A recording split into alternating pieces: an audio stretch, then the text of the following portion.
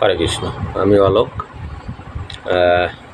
আমার কাছে একটা মহাভারত আছে, তো আমারও পড়া হয়নি কখনো, তো অবসর সময় চেষ্টা করছি সেটা পড়ার। তো মনে হলো যে এটা ভিডিও করে একটা চ্যানেল খুলেছি ইউটিউবে, তো সেখানে আপলোড করি। আপনাদেরও শোনা হলো, যদি কারোর ভালো লাগে। আমারও পড়া হলো, এই উদ্দেশ্য এটাই, অন্য কিছু নয়। তো আসুন, এটা কালীপ্রসন্ন সিংহের লেখা মহাভারত, সম্পূর্ণ বাংলা, আদি পর্ব থেকে, শুরু থেকেই পড়ছি। নৈমিষারণ্যে সূতের আগমন। কোনো সময়ে নৈমিষারণ্যে কুলপতি সৌনক দ্বাদশ বার্ষিক যজ্ঞের অনুষ্ঠান করিয়েছিলেন। নৈমিষারণ্য যে বন, সেখানে সৌনক ঋষি 12 বৎসরব্যাপী এক যজ্ঞের অনুষ্ঠান করিয়াছিলেন। একদা মহর্ষিগণ দৈনন্দিন কর্ম সমাপনপূর্বক সকলে সমবেত হইয়া কথা প্রসঙ্গে সুখে অধ্যাসীন হইয়া আছেন। সবাই একদিন সকলে এক জায়গায় হয়ে বসে কথা প্রসঙ্গে সুখে আনন্দের সঙ্গেই আলাপ আলোচনায় ব্যস্ত আছে। নিত্য অবসরে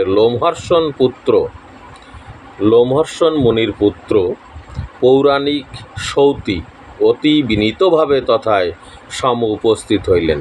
যেখানে মহর্ষিগণ দৈনন্দিন কর্ম সমাধানপূর্বক বসে বিভিন্ন কথা আলোচনা করছিলেন, সেই সময় লোমহর্ষণের পুত্র সৌতি ঋষি সেখানেও বিনীতভাবে গিয়ে উপস্থিত হলেন।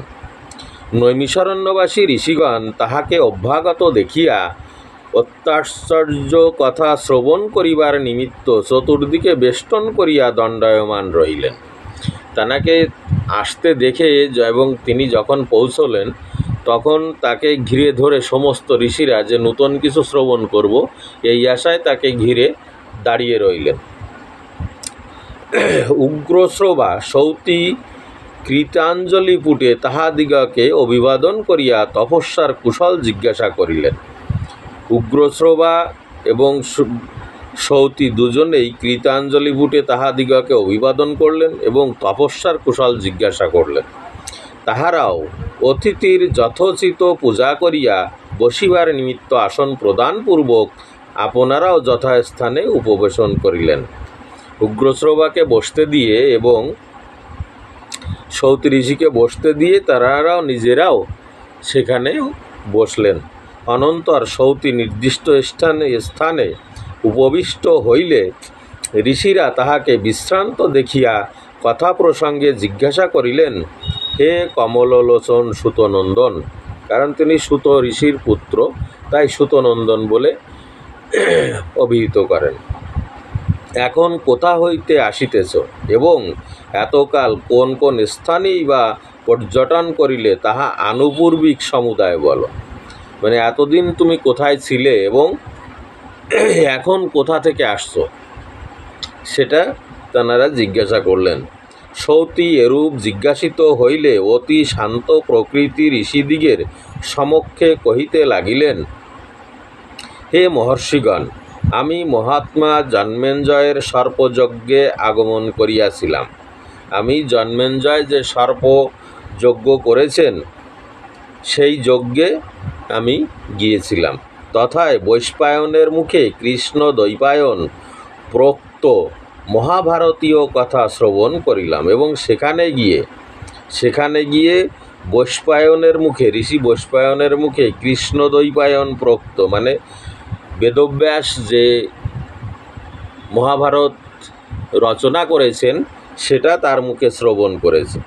অনন্তর তথা হইতে প্রস্থান করিয়া বহুবিধ তীর্থ দর্শন ও অনেক আশ্রমে ভ্রমণ করিয়া পরিশেষে সমন্ত পঞ্চক তীর্থে উপস্থিত হইলাম এবং সেখান থেকে বহু তীর্থ ভ্রমণ করে অবশেষে সমস্ত পঞ্চক তীর্থে উপস্থিত হয়েছেন। পূর্বে যথায় কুরু ও পাণ্ডব এবং উভয় পক্ষীয় ভূপালদিগের তুমুল সংগ্রাম হইয়াছিল এবং যেখানে কুরু ও পাণ্ডবদের বিশাল যুদ্ধ হয়েছিল, সেখানে গিয়েছিলাম, তথা হইতে আপনাদিগের দর্শনার্থে এই পবিত্র আশ্রমে আসিয়াছি এবং সেখান থেকে এই যে নৈমিষারণ্য এবং আপনারা যে আশ্রমে আছেন সেখানে আমি এসেছি। যেহেতু আপনারা আমাকে আমার পক্ষে সাক্ষাৎ ব্রহ্মস্বরূপ, আপনারা আমার কাছে ব্রহ্মেরই সে একটি স্বরূপ। হে তেজস্বী ঋষিগণ, আপনারা যজ্ঞে আহতি প্রদান করিয়া অতি পুতমনে আসনে উপবেশন করিয়া আছেন।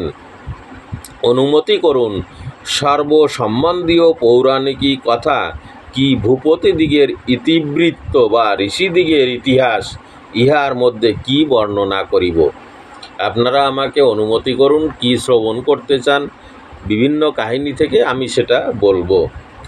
ঋষিগণ কহিলেন, ভগবান বেদব্যাস যে ইতিহাস কহিয়াছেন, সুরগণ ও মহর্ষিগণ যাহা শ্রবণ করিয়া অশেষ প্রশংসা করেন এবং বৈশ্বায়ন সর্পযজ্ঞে জন্মেঞ্জয়ের নিকট যাহা কীর্তন করিয়াছেন, আমরা সেই ইতিহাস শ্রবণ করিতে অতিশয় অভিলাষ করি।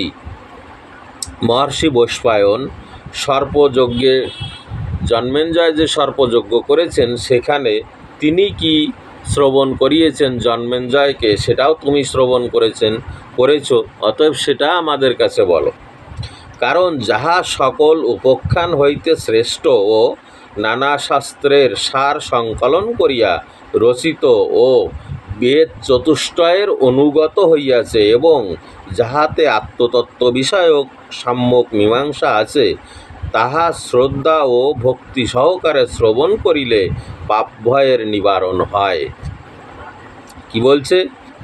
যে নানা শাস্ত্রের সারমর্ম এর মধ্যে আছে এবং সেটা যদি সম্পূর্ণভাবে মীমাংসা থাকে কোনো যুক্তি তর্ক ছাড়াই, তাহলে সেখানে সেটা যদি ভক্তি সহকারে শ্রবণ করে কেউ, তাহলে তার পাপ ভয় থাকে না। সেটাই ওনাদের অভিমত।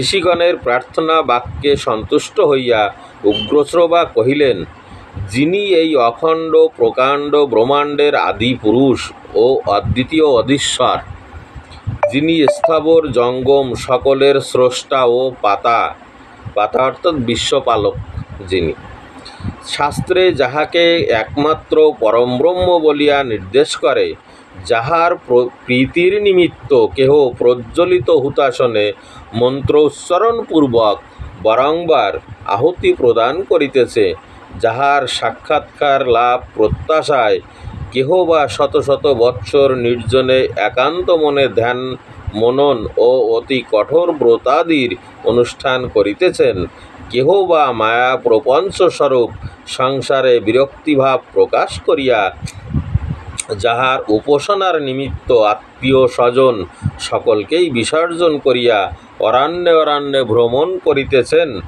এইরূপ যাহাকে লাভ করিবার নিমিত্ত এই পৃথিবীস্থ সমস্ত লোকেই অতি দুষ্কর কর্মে হস্তক্ষেপণ করিতেছে, সেই অনাদি অনন্ত অভিলাষিত ফলদাতা বিশ্বপাতা চরাচর গুরু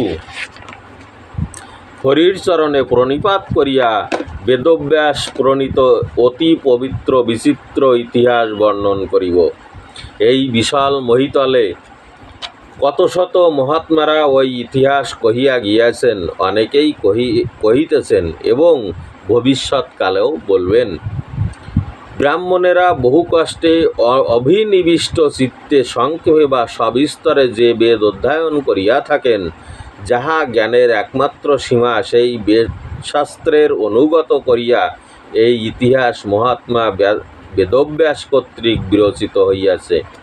ইহাতে শাস্ত্রের মত ও লৌকিক আচার ব্যবহারের রীতিনীতি স্পষ্টরূপে নির্দিষ্ট আছে। ইহা নানা সুচারু শব্দ ও রমণীয়ভাবে পরিপূর্ণ এবং নানা প্রকার ছন্দবন্ধে নিবদ্ধ ও অলঙ্কৃত হইয়াছে। এই নিমিত্ত পণ্ডিতমণ্ডলী মহাভারতের সবিশেষ সমাদর করিয়া থাকেন। এরপরে সৃষ্টি বর্ণন, এটা এই পর্যন্তই রাখলাম।